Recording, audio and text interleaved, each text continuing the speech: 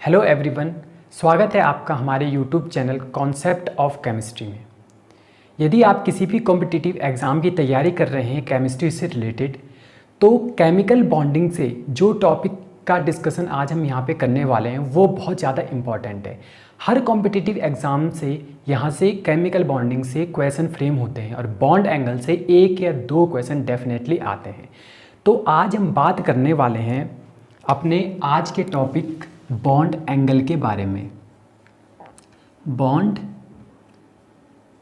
Angle के बारे में सबसे पहले हम जानेंगे कि किसी भी मॉलिक्यूल में बॉन्ड एंगल कैसे देखा जाता है। ठीक है, तो कंसीडर करते हैं हम 3 मॉलिक्यूल। पहला मॉलिक्यूल मेरा वाटर का है H2O, राइट। दूसरा मॉलिक्यूल अगर हम बात करें, दूसरा मॉलिक्यूल है अमोनिया NH3 एंड तीसरा जो मॉलिक्यूल है मेरा वो है मेरा methane CH4, right. Bond angle की अगर हम डेफिनेशन की बात करें तो बॉन्ड एंगल की जो डेफिनेशन होती है वो होती है the angle between the 2 bonds originating from the same atom. यानी कि किसी भी मॉलिक्यूल में 2 बॉन्ड के बीच का एंगल जो एक सेम एटम से ऑरिजिनेट होता है उसे हम क्या कहते हैं, बॉन्ड एंगल कहते हैं। एग्जाम्पल यहाँ पे वाटर का मॉलिक्यूल हमने लिया है। जो ऑक्सीजन मॉलिक्यूल है इसको हम बोलते हैं सेंट्रल एटम। ये क्या हमारे पास सेंट्रल एटम है और इस सेंट्रल एटम से 2 बॉन्ड्स हमारे जनरेट हुए हैं हाइड्रोजन के साथ। ठीक है, और इन दोनों बॉन्ड के बीच का जो एंगल है इसको हमने क्या बोला, बॉन्ड एंगल। ऐसे ही अगर हम अमोनिया की बात करें तो 2 हाइड्रोजन के बीच का जो बॉन्ड एंगल है वो थीटा हो जाएगा हमारा। ऐसे ही अगर हम मीथेन की बात करें तो मीथेन के बीच का जो बॉन्ड एंगल है वो भी हमारा क्या हो जाएगा, थीटा हो जाएगा। अगर कॉम्पिटिटिव एग्जाम में क्वेश्चंस की बात करें तो वहाँ पे किसी पर्टिकुलर मॉलिक्यूल का बॉन्ड एंगल नहीं पूछा जाता है। वहाँ पे जो क्वेश्चन बनते हैं वहाँ पे माना आपको ये तीनों क्वेश्चन दे दिए, ठीक है, तीनों मॉलिक्यूल दे दिए। अब इन तीनों मॉलिक्यूल में आपसे पूछा जाएगा कि इनका इंक्रीजिंग ऑर्डर बताओ बॉन्ड एंगल का, या बॉन्ड एंगल का डिक्रीजिंग ऑर्डर बताओ। तो हमें कंपैरिजन करना होता है तीनों मॉलिक्यूल का, क्योंकि हमारे पास जो मॉलिक्यूल होते हैं, मॉलिक्यूल तो हजारों मॉलिक्यूल हैं और प्रत्येक मॉलिक्यूल का बॉन्ड एंगल याद रखना काफ़ी डिफ़िकल्ट हो जाता है। तो एग्जामिनर हमेशा बॉन्ड एंगल एग्जैक्ट मॉलिक्यूल का कभी नहीं पूछेगा, वो हमेशा कुछ मॉलिक्यूल आपको दे देगा और कंपैरिजन पूछेगा। बस इसी कंपैरिजन को हमें आना चाहिए और हमको इन तीनों मॉलिक्यूल में किस प्रकार से बॉन्ड एंगल चेंज हो रहा है वो देखना है। यदि हम बॉन्ड एंगल को फाइंड आउट करते हैं तो सबसे पहला जो रूल होता है वो होता है कि मॉलिक्यूल का हम हाइब्रिडाइजेशन निकाल दें कि भाई वाटर के मॉलिक्यूल का हाइब्रिडाइजेशन क्या होगा, अमोनिया का क्या होगा और मीथेन का क्या होगा। तो हाइब्रिडाइजेशन की अगर बात करें, तीनों का हाइब्रिडाइजेशन होता है sp3 हाइब्रिडाइजेशन। हाइब्रिडाइजेशन क्या होता है, तीनों का sp3। अब ये जो sp3 हाइब्रिडाइजेशन मैंने लिखा, ये कैसे लिखा, तो देखो वाटर का जो मॉलिक्यूल होता है इसमें सेंट्रल एटम ऑक्सीजन है, ठीक है, और जो हाइब्रिडाइजेशन है वो हमेशा सेंट्रल एटम का ही फाइंड आउट किया जाता है। ऑक्सीजन के वैलेंस सेल में 6 इलेक्ट्रॉन होते हैं, 2 इलेक्ट्रॉन जो बॉन्डिंग में पार्टिसिपेट करते हैं और इसके पास 4 इलेक्ट्रॉन ऐसे होते हैं जो बॉन्डिंग में पार्टिसिपेट नहीं करते हैं, जो एज इज इट ऐसे ही इसके वैलेंस सेल में पड़े हुए होते हैं। ऐसे इलेक्ट्रॉनिक पेयर जो बॉन्डिंग में पार्टिसिपेट नहीं करते हैं, ठीक है, किसी भी एटम के वैलेंस सेल में ऐसे ही पड़े रहते हैं, उनको हम बोलते हैं लोन पेयर। ठीक है, तो लोन पेयर की अगर आपको कोई डेफिनेशन पूछता है तो लोन पेयर हमारे क्या होते हैं, किसी भी एटम के वैलेंस सेल के वो इलेक्ट्रॉन जो बॉन्डिंग में पार्टिसिपेट नहीं करते हैं उन्हें हम क्या कहते हैं, लोन पेयर कहते हैं। तो ऑक्सीजन में हमारे 2 लोन पेयर हैं। अगर हम इस नाइट्रोजन की बात करें तो नाइट्रोजन के वैलेंस सेल में टोटल इलेक्ट्रॉन्स कितने होते हैं, 5 इलेक्ट्रॉन्स होते हैं। 5 में से 3 इलेक्ट्रॉन हमारे 3 हाइड्रोजन के साथ बॉन्डिंग में पार्टिसिपेट हो गए, ठीक है। उसके बाद 2 इलेक्ट्रॉन बचे, जो ये 2 इलेक्ट्रॉन बचे इन्हीं को हम क्या कहते हैं, लोन पेयर कहते हैं, ठीक है। अगर हम मीथेन की बात करें, मीथेन में सेंट्रल एटम है कार्बन। कार्बन के वैलेंस सेल में कितने इलेक्ट्रॉन होते हैं, 4 इलेक्ट्रॉन होते हैं। तो चारों के चारों इलेक्ट्रॉन बॉन्डिंग में पार्टिसिपेट कर जाते हैं, यानी कि जो कार्बन मेरा एटम है इसके पास लोन पेयर कितने हैं हमारे, 0 लोन पेयर है, इसके पास एक भी लोन पेयर नहीं है। अच्छा, अब हमने लोन पेयर की बात कर दी, अब हम बात करेंगे बॉन्ड पेयर की। तो जो इलेक्ट्रॉन बॉन्डिंग में पार्टिसिपेट करते हैं उसको हम क्या कहते हैं कि भाई बॉन्ड पेयर है। तो यहाँ पे एक बॉन्ड मेरा ये है, एक बॉन्ड यहाँ पे मेरा ये है। एक बॉन्ड में कितने इलेक्ट्रॉन प्रेजेंट होते हैं, 2 इलेक्ट्रॉन प्रेजेंट है। तो ये जो यहाँ पे कहलाएंगे ये कहेंगे हमारे बॉन्ड पेयर। ठीक है, पेयर का मतलब होता है 2। ठीक है, पेयर का मतलब क्या होता है 2, यानी कि यहाँ पे कितने, 2 इलेक्ट्रॉन हमारे पार्टिसिपेट कर रहे हैं बॉन्डिंग में। इसी प्रकार अगर हम यहाँ पे बात करें, ये भी हमारे बॉन्ड पेयर आ जाएंगे। अमोनिया के पास कितने बॉन्ड पेयर हैं, 3 बॉन्ड पेयर हैं।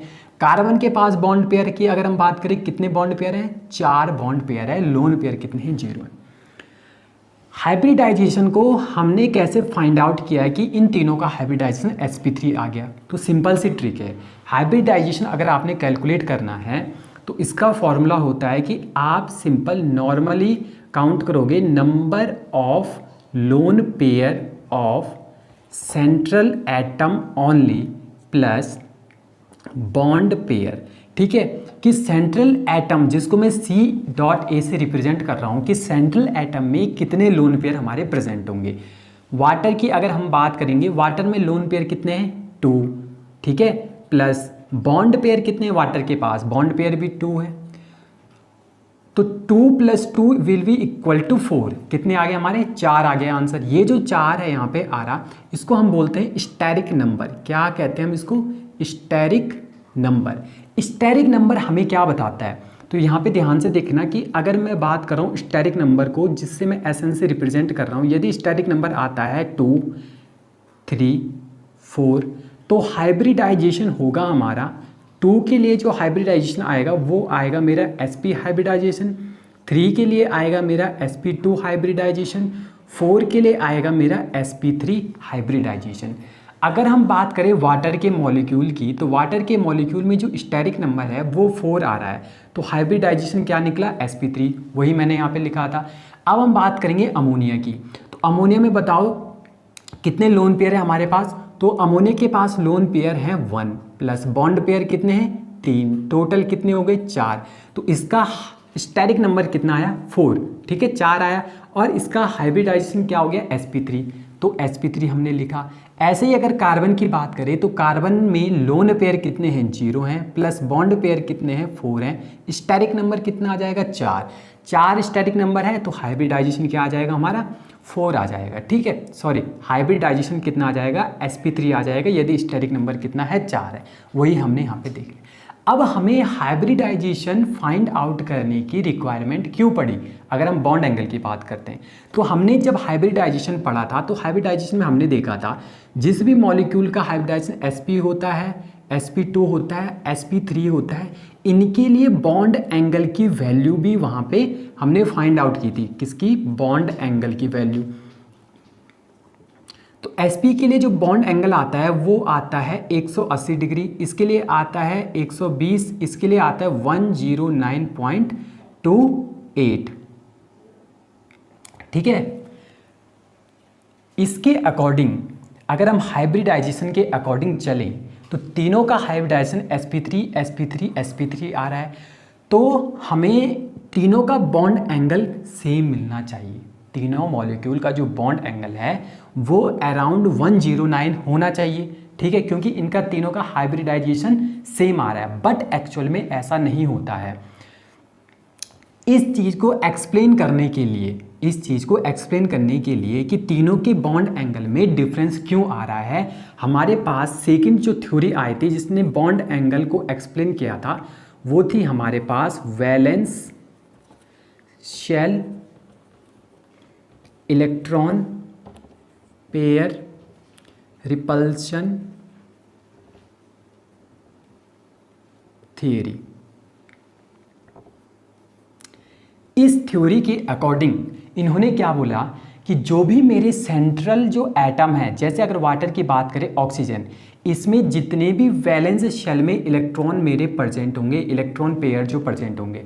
अब इलेक्ट्रॉन पेयर का मीनिंग क्या है, तो एक होता है हमारे इलेक्ट्रॉन पेयर का मतलब लोन पेयर की बात कर रहा है, और बॉन्ड पेयर की बात कर रहा है। तो लोन पेयर और बॉन्ड पेयर में रिपल्सन की बात की कि भाई अगर सेंट्रल एटम में लोन पेयर प्रेजेंट है और बॉन्ड पेयर प्रेजेंट है तो उनमें रिपल्सन होगा, और उस रिपल्सन के कारण मेरा जो बॉन्ड एंगल है वो क्या करेगा, वेरी करेगा। ठीक है, वो क्या करेगा, वेरी करेगा। अब कितना वेरी करेगा, बॉन्ड एंगल कितना वेरी करेगा और किसका रिपल्सन कितना ज़्यादा होगा, इसके लिए इसने एक सीरीज़ दी थी। ठीक है, इसने क्या बोला था कि जो lone pair and lone pair हैं इनमें सबसे ज़्यादा रिपल्सन होगा, फिर lone pair and bond pair में सबसे ज़्यादा रिपल्सन, फिर lone pair and pi bond में सबसे ज़्यादा रिपल्सन होगा। ठीक है, फिर lone pair and sigma bond में रिपल्सन होगा, फिर अगर हम बात करें पाई पाई में रिपल्सन होगा, फिर हम बात करेंगे pi bond and sigma bond में रिपल्सन होगा, और सबसे लास्ट आता है मेरे sigma bond and sigma bond में जो रिपल्सन होगा वो क्या होगा, सबसे कम होगा।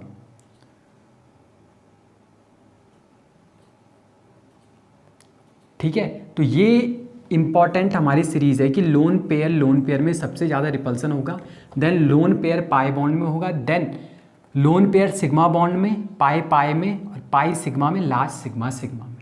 अब हमें यही रिपल्सन इन तीनों मॉलिक्यूल में क्या करना है, देखना है कि सबसे ज़्यादा किस में होता है। वाटर के अगर हम मॉलिक्यूल की बात करें तो वाटर के मॉलिक्यूल में 2 लोन पेयर हैं। ठीक है, 2 क्या है, लोन पेयर है। तो यानी कि वाटर के अगर मॉलिक्यूल की बात करें 2 लोन पेयर है तो 2 लोन पेयर में सबसे ज़्यादा रिपल्सन ये मॉलिक्यूल फील करेगा। अब यहाँ पे देखो ये दो मेरे लोन पेयर है, ये मेरा वाटर का मॉलिक्यूल है, इसके ऊपर 2 इस प्रकार से लोन पेयर लगे हुए हैं, इनके बीच में हमारा क्या होना है, इन दोनों के बीच में रिपल्सन होना है। अब रिपल्सन होगा तो ये एक दूसरे से दूर दूर जाएंगे, क्यों, क्योंकि दोनों के पास इलेक्ट्रॉन है, दोनों के पास नेगेटिव चार्ज है, और नेगेटिव चार्ज एक दूसरे को क्या करेंगे, रिपेल करेंगे। ठीक है, सेम चार्ज एक दूसरे को क्या करते हैं, रिपेल करते हैं। उसी प्रकार यहाँ पे लोन पेयर है, लोन पेयर एक दूसरे को रिपेल करेंगे। तो पहले लोन पेयर ऐसे थे, अब इनमें इलेक्ट्रॉनिक रिपल्सन होगा तो ये और ज़्यादा क्या होंगे, एक दूसरे से दूर जाएंगे। अब इससे होगा क्या, इससे ये जो हाइड्रोजन के 2 एटम थे इस प्रकार जो पहले लगे हुए थे, अब ऊपर से जैसे ही यहाँ से रिपल्सन बढ़ेगा तो ये हाइड्रोजन के बॉन्ड आपस में एक दूसरे के क्या आ जाएंगे, पास पास आ जाएंगे। एक दूसरे के पास पास आने से क्या होगा, यहाँ पे जो बॉन्ड एंगल आएगा 109, इसको हम अप्रोक्सीमेट ले रहे हैं 109, तो ये 109 से क्या होगा, बॉन्ड एंगल डिक्रीज कर जाएगा। ठीक है, जो sp3 का 109 बॉन्ड एंगल होना चाहिए था वो 109 से क्या हो जाएगा, डिक्रीज कर जाएगा। ठीक है, कितना डिक्रीज करेगा वो हम इन दोनों के कंपैरिजन में बताएंगे। ठीक है, अब दूसरा मॉलिक्यूल हम देखते हैं यहाँ पे, वो है अमोनिया। अमोनिया के पास एक लोन पेयर है, एक क्या है, बॉन्ड पेयर है। तो lone pair and bond pair है। बॉन्ड पेयर देखो यहाँ पे कंफ्यूज मत होना, मैंने यहाँ पे लिखा है lone pair and pi bond. Pi bond भी क्या है, हमारा बॉन्ड पेयर है। क्यों, क्योंकि पाई हमारा बॉन्ड होता है ना। यदि हम डबल बॉन्ड की बात करें तो डबल में एक बॉन्ड होता है सिग्मा बॉन्ड, एक बॉन्ड होता है पाई बॉन्ड। इन दोनों को हम क्या कहते हैं, बॉन्ड पेयर कहते हैं। इन दोनों को हम क्या कहते हैं, बॉन्ड पेयर कहते हैं। मैंने केवल यहाँ पे पाई की टर्म में लिखा है और सिग्मा की टर्म में लिखा है ये बॉन्ड पेयर। ठीक है, हैं तो ये दोनों क्या, बॉन्ड पेयर। तो यहाँ पे अगर हम बात करें लोन पेयर और बॉन्ड पेयर का रिपल्सन है। ठीक है, या हम कह सकते हैं लोन पेयर और सिग्मा बॉन्ड का रिपल्सन है। तो लोन पेयर और सिग्मा बॉन्ड का रिपल्सन लोन पेयर के कंपैरिजन में क्या होता है, कम होता है। तो इसमें भी रिपल्सन होगा, इसमें भी वही कॉन्सेप्ट है कि इसमें भी क्या होंगे, ये जो ऊपर के एक मेरा लोन पेयर है, एक मेरा बॉन्ड पेयर है, एक दूसरे से दूर जाएंगे और ये दोनों हाइड्रोजन के जो बॉन्ड है वो आपस में एक दूसरे के पास आएंगे। तो यहाँ पे भी ये जो एंगल है ये डिक्रीज होगा, ये भी 109 से डिक्रीज होगा। अब इसका ज़्यादा डिक्रीज होगा या इसका ज़्यादा डिक्रीज होगा। तो यहाँ पे अगर हम बात करें, यहाँ पे लोन पेयर हैं तो इनमें ज़्यादा रिपल्सन होगा। ज़्यादा रिपल्सन होने के कारण ये 109 से ज़्यादा डिक्रीज कर जाएगा इसके कंपैरिजन में। ठीक है, इसके कंपैरिजन में ज़्यादा करेगा। क्यों, क्योंकि यहाँ पे क्या है, हमारा बॉन्ड पेयर है। तो ये क्या कहता है, लोन पेयर और बॉन्ड पेयर में रिपल्सन क्या होता है, हमारा कम होता है। अब बात करते हैं मीथेन की।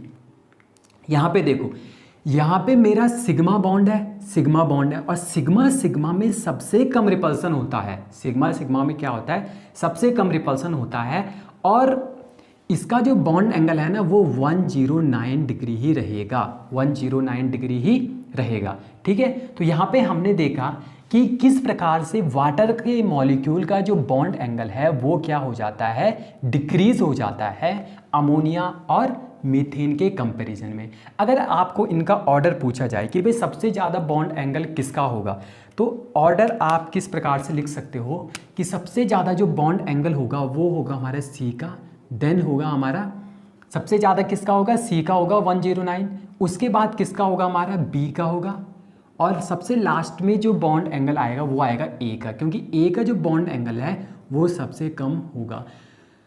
तो पहली जो ट्रिक है बॉन्ड एंगल को फाइंड आउट करने की, तो सबसे पहले आप क्या करोगे, हाइब्रिडाइजेशन निकालोगे। अगर आपके पास कोई भी मॉलिक्यूल दे रखे हैं, 3 मॉलिक्यूल 4 मॉलिक्यूल, तो उनका हाइब्रिडाइजेशन निकालो। हाइब्रिडाइजेशन से आपकी आधा प्रॉब्लम सॉल्व हो जाएगी। क्यों, यदि उनमें से एक मॉलिक्यूल sp हाइब्रिडाइज्ड है, एक sp2 है, तो यहीं से आप बता लोगे कि sp का जो हाइब्रिडाइजेशन होता है उसमें जो बॉन्ड एंगल होता है 180 का होता है, जबकि sp2 में कितने का होगा, 120 डिग्री का होगा।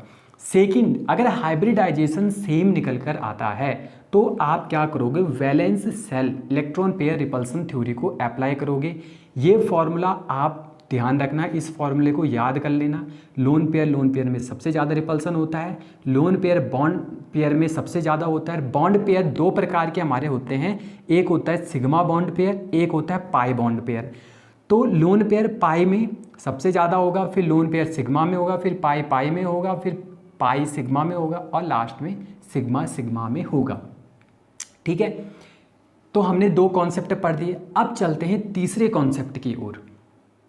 अब हम बात करने वाले हैं, यहाँ पे 2 एग्जाम्पल हमने लिखे हुए हैं। इन एग्जाम्पल के जरिए हम कुछ कंक्लूज़न निकालेंगे और उन कंक्लूज़न से हम बात करेंगे इनके बॉन्ड एंगल में किस प्रकार से वेरिएशन आ रहा है। तो पहला जो एग्जाम्पल यहाँ पे लिखा हुआ है ये है NH3 और PS3। हमें बताना है कि इसका जो बॉन्ड एंगल होगा θ1 और इसका जो बॉन्ड एंगल होगा θ2, इनमें क्या डिफरेंस होगा। ठीक है, तो हमें पता है कि जब भी हम बॉन्ड एंगल की बात करते हैं तो फर्स्ट रूल है कि हाइब्रिडाइजेशन चेक करो। हाइब्रिडाइजेशन अभी हमने सीखा है, इसके पास 3 बॉन्ड पेयर है प्लस 1 लोन पेयर है, स्टेरिक नंबर 4 आ गया। 4 का मतलब होता है हमारा sp3 हाइब्रिडाइजेशन। ठीक है, अगर हम इसकी बात करेंगे तो यहाँ पे भी 3 हमारे पास क्या है, बॉन्ड पेयर है, प्लस 1 हमारे पास क्या है, लोन पेयर है, और स्टेरिक नंबर 4 यानी कि इसका हाइब्रिडाइजेशन भी sp3। भाई यहाँ पे हमने देखा कि हाइब्रिडाइजेशन से तो कोई बात बनी नहीं, क्योंकि इसका भी sp3 हाइब्रिडाइजेशन आ गया और इसका भी sp3 हाइब्रिडाइजेशन आ गया। दूसरा जो रूल हमने पढ़ा था, दूसरा रूल पढ़ा था हमने वेस्पर थ्योरी का। ठीक है, valence shell electron pair repulsion theory. इसने क्या बोला था, इसने बोला था कि lone pair and lone pair में सबसे ज़्यादा रिपल्सन होता है, उसके बाद होता है lone pair and pi bond में, उसके बाद होता है lone pair and sigma bond में। ठीक है, अगर हम यहाँ पे बात करें तो यहाँ पे जो रिपल्सन होगा, यहाँ पे रिपल्सन होगा किसका, लोन पेयर का प्लस बॉन्ड पेयर का। ठीक है, बॉन्ड पेयर कौन से, सिग्मा बॉन्ड पेयर का। ठीक, यहाँ पे अगर हम बात करेंगे यहाँ पे भी रिपल्सन क्या होगा, लोन पेयर का रिपल्सन होगा प्लस बॉन्ड पेयर का रिपल्सन होगा। वेस्पर थ्योरी के अकॉर्डिंग भी हमारा रिपल्सन दोनों का इक्वल आ रहा है।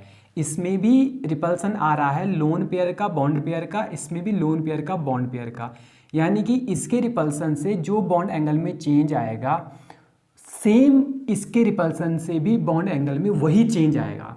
ठीक है, तो यहाँ पे 2 रूल हमने पढ़े थे, एक पढ़ा था हाइब्रिडाइजेशन, एक पढ़ा था वेस्पर थ्योरी। अब हम इस क्वेश्चन को कैसे सॉल्व करेंगे, कैसे पता लगाएंगे कि NH3 का बॉन्ड एंगल ज़्यादा होगा या PS3 का बॉन्ड एंगल ज़्यादा होगा।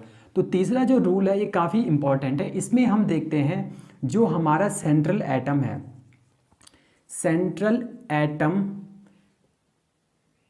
की इलेक्ट्रोनेगेटिविटी, ठीक है, जिसे मैं EN से रिप्रेजेंट करता हूँ।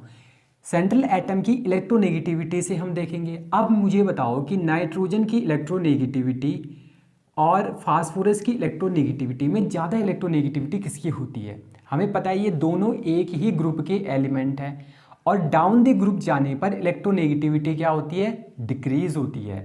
तो इसका मतलब नाइट्रोजन की इलेक्ट्रोनेगेटिविटी फास्फोरस की इलेक्ट्रोनेगेटिविटी से क्या होगी, ज़्यादा होगी। ठीक है, अब इलेक्ट्रोनेगेटिविटी की डेफिनेशन क्या होती है, इलेक्ट्रोनेगेटिविटी की डेफिनेशन होती है कि बॉन्ड पेयर के जो भी इलेक्ट्रॉन है ना, इनको अपने ओर खींचने की जो टेंडेंसी होती है उसी को हम इलेक्ट्रोनेगेटिविटी कहते हैं।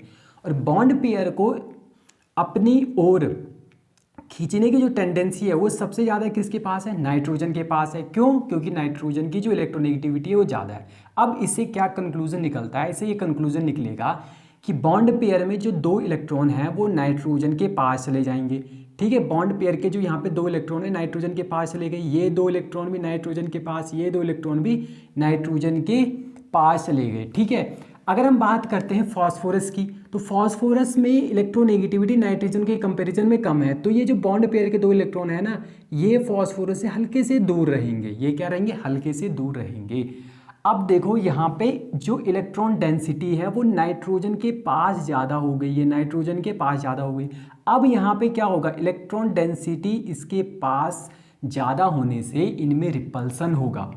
ठीक है, तो NH3 में नाइट्रोजन के इलेक्ट्रोनेगेटिविटी ज़्यादा होने के कारण हाइड्रोजन एंड नाइट्रोजन के बीच जो बॉन्ड बना है और इसके पास जो दो इलेक्ट्रॉन है वो नाइट्रोजन के पास चले जाते हैं।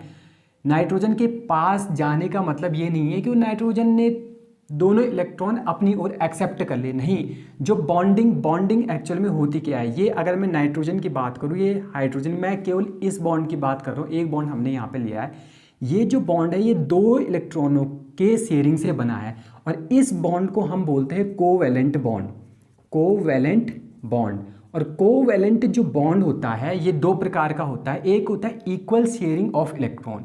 इक्वल शेयरिंग का मतलब होता है कि जैसे अगर मैं बात करता हूँ H2 मॉलिक्यूल की, H2 मॉलिक्यूल में दो हाइड्रोजन एटम है। ठीक है, इसकी इलेक्ट्रोनेगेटिविटी इसकी इलेक्ट्रोनेगेटिविटी दोनों की सेम है।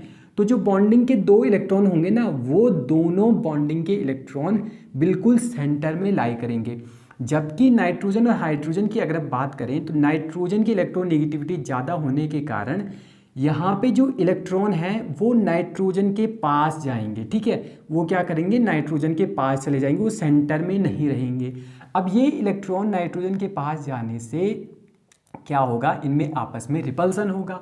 रिपल्सन होने के कारण ये एक दूसरे से दूर जाएंगे। ठीक है, एक दूसरे से दूर जाएंगे। जबकि फास्फोरस की अगर हम बात करें तो नाइट्रोजन के कंपैरिजन में फास्फोरस की जो इलेक्ट्रोनेगेटिविटी है वो क्या है, कम है। तो ये जो इलेक्ट्रॉन है वो उतने ज़्यादा पास फास्फोरस के नहीं जाएंगे, यानी कि जो यहाँ पे रिपल्सन होगा वो इसके कंपैरिजन में कम होगा। तो अगर हम A और B मॉलिक्यूल की बात करें और इनके बॉन्ड एंगल का ऑर्डर देखें तो A का जो बॉन्ड एंगल होगा वो ज़्यादा होगा और B का जो बॉन्ड एंगल होगा वो कम होगा। तो यहाँ पे हम कह सकते हैं, एक कंक्लूजन यहाँ पे आ सकता है कि इलेक्ट्रोनेगेटिविटी ऑफ सेंट्रल एटम, जो electronegativity of central atom is directly proportional to the bond angle. ये बहुत इंपॉर्टेंट है। ठीक है,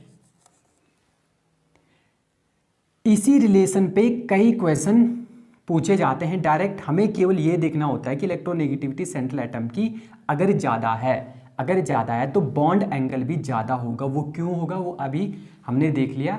ठीक है, अब हम बात करते हैं दूसरे एग्जाम्पल की ओर। दूसरा एग्जाम्पल है, यहाँ पे है वाटर का मॉलिक्यूल H2O, यहाँ पे है OCl2। ठीक है, इन दोनों में बात करेंगे हम कि वाटर में जो ये थीटा एंगल है और OCl2 में जो थीटा एंगल है, इनमें से बॉन्ड एंगल किसका ज़्यादा होगा और किसका कम होगा। कभी भी अगर आप कंपैरिजन करते हो किन्हीं भी दो मॉलिक्यूल या किसी भी चीज़ का कंपैरिजन अगर हमने करना है तो जो सेम चीज़ें होती है उसको नेगलेक्ट कर दो।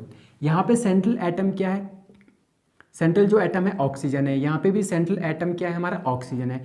तो दोनों में ऑक्सीजन कॉमन है, तो यानी कि हम ऑक्सीजन से सेंट्रल एटम से कंपैरिजन नहीं कर सकते हैं, क्योंकि जो इफेक्ट इस ऑक्सीजन इन पे डालेगा वही इफेक्ट ये ऑक्सीजन इन दोनों पे डालेगा। अब हम बात करते हैं यहाँ पे हाइड्रोजन, यहाँ पे दो मॉलिक्यूल, दो एटम हाइड्रोजन के हैं, यहाँ पे दो एटम हमारे किसके, क्लोरीन के। यहाँ पे बात आती है साइज की। यहाँ पे देखो, यहाँ पे समझते हैं, माना कि ये क्या है, हमारा सेंट्रल एटम है ऑक्सीजन, और हाइड्रोजन का जो साइज होता है वो क्या होता है, छोटा छोटा होता है, ठीक है। इस प्रकार से यहाँ पे ऑक्सीजन उतना ही है, लेकिन जो क्लोरीन है, क्लोरीन का साइज क्या होता है, बड़ा होता है। क्लोरीन का साइज क्या होता है, बड़ा होता है। क्लोरीन का साइज बड़ा है, प्लस क्लोरीन के पास लोन पेयर भी तो होंगे, क्लोरीन के पास लोन पेयर भी होंगे, इस क्लोरीन के पास भी क्या होंगे, लोन पेयर प्रेजेंट होंगे। अब जब इसका साइज बड़ा है, ऑक्सीजन का साइज छोटा है, तो इनके लोन पेयर, ठीक है, इनके लोन पेयर के बीच में रिपल्सन होगा। जब ये एक दूसरे के पास आएंगे तो इनमें रिपल्सन होगा, तो रिपल्सन होने के कारण ये क्या करेंगे, एक दूसरे से दूर जाएंगे, ठीक है। समझ रहे हो ना। यहाँ पे देखो ऑक्सीजन क्या है, ऑक्सीजन का साइज इतना है, हाइड्रोजन का साइज कितना है, छोटा है, तो इन दोनों में रिपल्सन कम होगा। क्यों? क्योंकि ये एक दूसरे से इनफ दूरी पे है। रिपल्सन तो होगा बट उतना नहीं होगा, ये एक दूसरे से इनफ दूरी पे है। दूसरी बात, हाइड्रोजन के पास कोई भी लोन पेयर नहीं है, ठीक है। इसकी अगर हम बात करते हैं तो क्लोरीन का साइज बड़ा है, ऑक्सीजन का छोटा है, तो यहाँ पे साइज बड़ा होने के कारण दोनों क्लोरीन जब आपस में आएंगे तो इनके पास लोन पेयर भी प्रेजेंट है, तो ये एक दूसरे को रिपल करेंगे। तो अगर हम इसकी बात करेंगे ए एंड बी की, तो इनमें बॉन्ड एंगल का ऑर्डर अगर हम देखते हैं तो ए एंड बी में बॉन्ड एंगल किसका ज़्यादा होगा, बी का ज़्यादा होगा ए से। यहाँ से भी एक कंक्लूजन निकल कर आता है कि साइज ऑफ साइड एटम, इनको हम क्या कहते हैं, जो ये क्लोरीन, इनको बोलते हैं हम साइड एटम, ठीक है। इसको बोलते हैं सेंट्रल एटम, इनको क्या बोलते हैं हम, साइड एटम, साइड एटम। तो यहाँ से जो कंक्लूजन आता है, यहाँ से हमारा कंक्लूजन क्या आएगा कि साइज ऑफ साइड एटम, यानी कि साइड एटम का जो साइज है वो जितना ज़्यादा होगा, बॉन्ड एंगल भी उतना ज़्यादा होगा। यानी कि इसका भी जो रिलेशन आएगा वो आएगा डायरेक्टली प्रोपोर्शनल बॉन्ड एंगल, ठीक है। आज के लेक्चर में हमने जाना कि किस प्रकार से हम बॉन्ड एंगल को डिफाइन कर सकते हैं और उसके क्वेश्चन किस प्रकार से सॉल्व किए जा सकते हैं, और कितनी थ्योरी है जो एक्सप्लेन करती है कि मेरे मॉलिक्यूल का जो बॉन्ड एंगल है वो किस प्रकार से चेंज हो रहा है। तो यदि आपके पास कोई भी क्वेश्चंस आते हैं तो किस प्रकार से हमें उन्हें अप्रोच करना है, how to calculate bond angle. तो सबसे पहले हमें स्टेप फर्स्ट हाइब्रिडाइजेशन चेक करना है। जो मैंने पहले बताया था, यदि sp आ रहा है तो sp का 180 डिग्री होता है, sp2 का 120 होता है, sp3 का 109.28 होता है। तो यहाँ से आपका क्वेश्चन सॉल्व हो सकता है यदि हाइब्रिडाइजेशन जो मॉलिक्यूल आपको गिवन है उनके डिफरेंट दे रखे हैं, ठीक है। लेकिन अगर हाइब्रिडाइजेशन सेम आता है तो आपको लगानी है वेस्पर थ्योरी। वेस्पर थ्योरी में इलेक्ट्रॉनिक रिपल्सन आपने देखने है कि लोन पेयर में रिपल्सन है, ठीक है। जो एग्जाम्पल हमने किए हुए हैं इस लेक्चर में, यदि हमारा इलेक्ट्रॉनिक रिपल्सन भी सेम आता है, माना दो मॉलिक्यूल दे रखे हैं और दोनों के पास दो दो लोन पेयर है, ठीक है, तो उस प्रकार उस टाइप के जो क्वेश्चन है कैसे सॉल्व करोगे, तो वहाँ हमें देखना पड़ेगा कि जो सेंट्रल एटम है वो क्या डिफरेंट है। सेंट्रल एटम अगर मेरे डिफरेंट है तो उनकी इलेक्ट्रोनेगेटिविटी चेक करो, और electronegativity of central atom is directly proportional to the bond angle. जिस भी सेंट्रल एटम की इलेक्ट्रोनेगेटिविटी ज़्यादा होगी उसका बॉन्ड एंगल भी ज़्यादा होगा। दूसरा, यदि हमारा सेंट्रल एटम सेम है तो हमें क्या चेक करना है, साइज ऑफ साइड एटम। जो उसके साइड एटम है जिनके साथ उसकी बॉन्डिंग हुई है उनके साइज को देखना है, और साइज जिनका ज़्यादा होगा बॉन्ड एंगल भी उनका ज़्यादा होगा।